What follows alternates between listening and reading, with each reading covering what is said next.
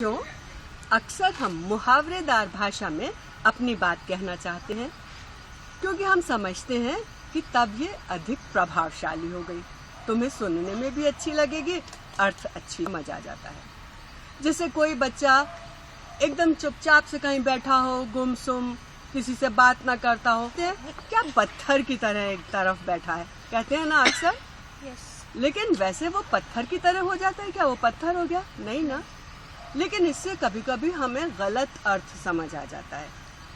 तुमने रामायण में रामचंद्र जी की ये कहानी तो सुनी होगी कि जब वो वन में जा रहे थे तो वहां पर माता अहिल्या पत्थर की मूर्ति बनी हुई थी और रामचंद्र जी के स्पर्श करने से ही वो फिर से स्त्री बन गई।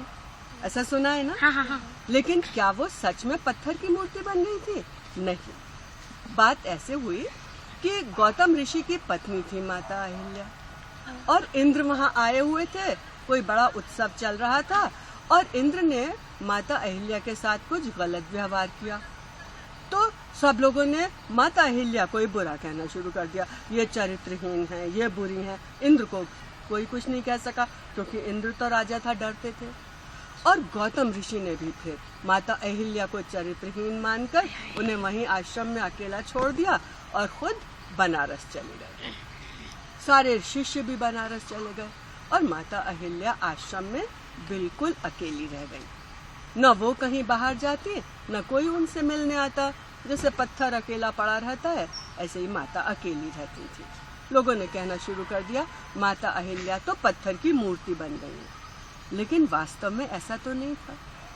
इधर क्या हुआ, रामचंद्र जी और लक्ष्मण जी विश्वामित्र महामुनि के यज्ञ की रक्षा करके, ताड़का का वध करके अब जा रहे थे। कहानी मालूम है ना? ताड़का का उन्होंने वध कर दिया था। और फिर जब वो जनकपुरी की तरफ जा रहे थे तो मार्ग में विश्वामित्र महामुनि ने उन्हें फिर से माता अहिल्या की कहानी सुनाई और ये भी बताया कि ये इंद्र का बुरा व्यवहार था, लेकिन दंड सबों ने अहिल्या माता को दे दिया। रामचंद्र जी को बड़ा बुरा लगा। उन्होंने कहा, ये तो गलत बात हो गई, हमें माता अहिल्या से माफी मांगनी चाहिए और उनके हम दर्शन करेंगे। तो जब रामचंद्र जी उनके दर्शन करने के लिए जा रहे हैं, लक्ष्मण जी जा रहे हैं, विश्वामित्र मुनि तो ये चाहते ही थे, तो सारे गांववासी भी उनके साथ साथ चलने लगे। और वहां जाकर जब रामचंद्र जी ने माता अहिल्या को प्रणाम किया, उनके चरण छुए और लक्ष्मण जी ने भी उनके चरण छुए। सारे गांववासियों ने उनको चरण छुआ और कहा कि हाँ, ये तो हमारा अपराध था कि हमने आपको इस तरह से बुरा भला कहा और आपको चरित्रहीन माना, आप हमें माफ कर दीजिए, हम आपका सम्मान करते हैं और अपनी गलती माफ करते हैं, है ना? गलती के लिए माफी मांगते हैं। तो फिर क्या हुआ, अहिल्या माता फिर से उतनी ही महान बन गई, सबने उनका सम्मान किया और इस तरह से वो पत्थर से मनुष्य नहीं बनी। सब लोग उन्हें पहले अलग कर रखे थे और अब सब उनसे मिलने लगे, उनका सम्मान करने लगे। इनसे इसलिए वो कहते हैं कि माता फिर से मनुष्य बन गई। हाँ, क्या पूछना चाहते हो बच्चे? जब रामायण में था तो राम जी ने दुर्गा जी से भी थोड़ी सी प्रेयर की थी। वो तो दूसरी बात है, लेकिन ये लोटस खरीद की थी ना। हाँ, ब्लू वाले। हाँ, वो ब्लू लोटस से शक्ति पूजा उसकी, वो भी बहुत अच्छी बात है क्योंकि दुर्गा माता को ब्लू वाले लोटस ही पसंद थे। हाँ, और वो चाहते थे कि हम इतनी ज्यादा शक्ति पूजा करें कि फिर हम इतने खुद शक्तिशाली हो जाएं, माँ का आशीर्वाद पाके कि रावण को हरा सके। और राम जी ने यहाँ पर पत्ती भी लगा कर रखी थी अपने आँखें में। हाँ, वो ये बात थी कि उनको 100 कमल के फूल चढ़ाकर माता की पूजा करनी थी। सिर्फ एक ही चाहिए था, वो मिला लेकिन एक कम हो गया, 99 तो उसमें आ गए, लेकिन एक किसी गंदे आदमी ने पहले से ही चुरा कर रख लिया। अब उनकी पूजा भंग हो जाएगी तो क्या करें? इसलिए हमने पत्ती लगाई थी। नहीं, पत्ती नहीं लगाई। उन्होंने कहा कि हे माँ, मैं आपको 100 कमल के फूलों से आपकी पूजा करना चाहता हूँ और मेरी माता, क्योंकि मेरी आंखें इतनी सुंदर है ना, इसीलिए मुझे राजीव लोचन कहती हैं। राजीव का मतलब कमल होता है। तो अगर एक कमल कम हो गया तो मैं अपनी आंख ही आपके चरणों में चढ़ा देता हूँ। इतनी भक्ति थी, इतनी श्रद्धा थी उनके मन में।